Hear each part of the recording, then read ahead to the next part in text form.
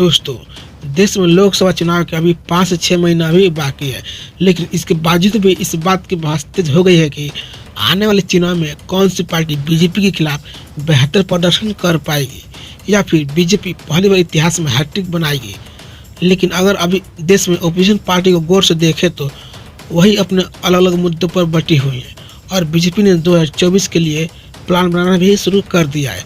यहाँ तक कि अमित शाह ने अगले लोकसभा चुनाव में भी पीएम मोदी को ही प्रधानमंत्री पद का उम्मीदवार घोषित कर दिया है, जिसके लिए पूरा बीजेपी का कुनबा अगले आम चुनाव के लिए मिशन मूड में आ चुका है, जिसे ऐसे समझा जा सकता है कि पार्टी के दिग्गज नेताओं को बड़े राज्यों में दौरा शुरू हो चुका है और तो और पार्टी का वर्कर्स को भी टारगेट दिया गया है, यानी जीत कैसे मिले, जीत के लिए प्रयास कितना हो, उसकी तैयारी शुरू हो चुकी है। और यह टारगेट किसी और ने नहीं बल्कि अमित शाह ने खुद अपने कार्यकर्ताओं को दिया है। दरअसल बीजेपी ब्रांड्स मोदी को बनाने के लिए पूरी तैयार दिख रही है और वहीं दूसरी तरफ इंडिया गठबंधन अपने आपसी मतभेद में लगी हुई है, तो वहीं बीजेपी अपने अलायंस को साधते हुए अपने सबसे बड़े ब्रांड के साथ मैदान में उतर चुकी है। लेकिन आप इस सवाल पर गौर करें कि क्या इस साल 2024 में पीएम मोदी ही रहेंगे, आखिर क्यों? तो दोस्तों, ये अपने आप में ये बड़े सवाल है, आखिर बीजेपी को अपने सबसे बड़े ब्रांड पर भरोसा क्यों है? तो इसका सीधा सा जवाब है कि इस वक्त भारत की राजनीति में पीएम मोदी का टक्कर का नेता ना तो अपोजिशन में है ना ही तो खुद बीजेपी में, जिस पर बीजेपी भरोसा कर सके।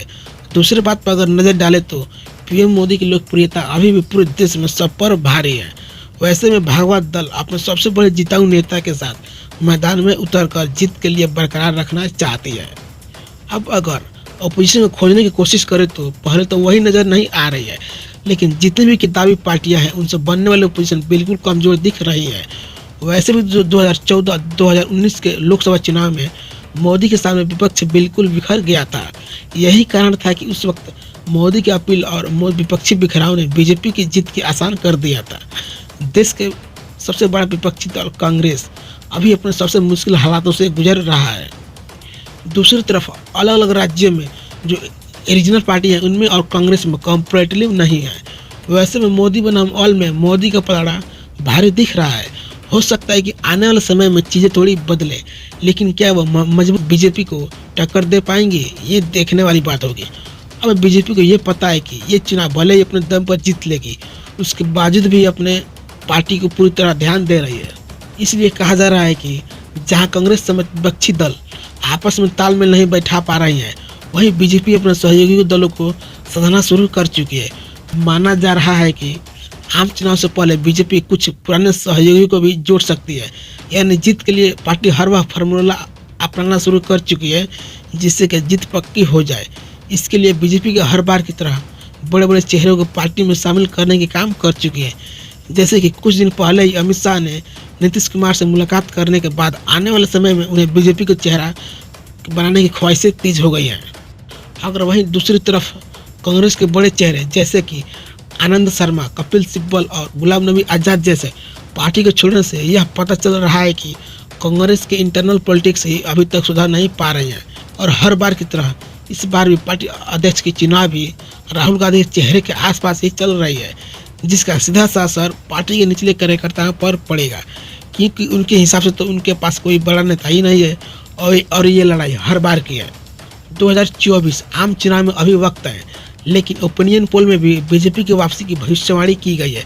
इंडिया टीवी मेट्राइट के अनुसार अगर अभी इस वक्त चुनाव हो जाए तो बीजेपी बम्पर वोट के साथ वापसी करेगी। महाराष्ट्र से लेकर गुजरात तक पार्टी की बड़ी जीत मिल सकती है। अगर इस वर्ष सवाल करें कि क्या 2024 में पीएम मोदी को वापसी को रोकने के लिए विपक्षी पार्टी एकजुट हो पाएंगी, इस पर एक्सपर्ट का अलग अलग मानना है कि अलग अलग राज्य में रीजनल पार्टी अलग अलग मुद्दों पर चुनाव लड़ती है। वैसे में केंद्र की राजनीति में केंद्र में कौन आएगा, इसको लेकर जद्दोजहद चल रही है। ममता बनर्जी की नेतृत्व वाली टीएमसी, शरद पवार की एनसीपी, आरजेडी, समाजवादी पार्टी जैसे कई बड़े दल कुछ मुद्दों पर साथ आने की कोशिश तो करते हैं, लेकिन ये सभी मिलकर सीधे पीएम मोदी को टक्कर देते कोई फिलहाल नजर नहीं आते हैं। ऐसा इसलिए कि राष्ट्रपति चुनाव में टीएमसी वोट नहीं डालने का फैसला किया था। विपक्षी कैंडिडेट माइग्रेट आलवा समेत पूरे विपक्षी दलों के लिए एक झटका था। अगर पूरा विपक्ष एकजुट हो पाएगा तभी बीजेपी के लिए थोड़ी मुश्किल हो सकती है। इस तरह से कांग्रेस को तो विपक्ष मानना ही अपने आप में मोदी की जीत की गारंटी है। इसलिए सभी पार्टी को एक मजबूत लोकतंत्र के लिए मजबूत विपक्ष तैयार करना है तो कहीं ना कहीं एक साथ आना ही पड़ेगा। तभी जाकर भले ही मोदी पीएम बन जाते हैं, लेकिन उनके ऊपर विपक्ष का दबाव बना रहेगा और कोई भी मनमाना कानून संसद में ध्वनिमति से पारित होने से बचेगा और उस पर एक बेहतर डिस्कशन देखने को मिलेगा, क्योंकि भारत जैसे लोकतांत्रिक देश के लिए बहुत जरूरी है।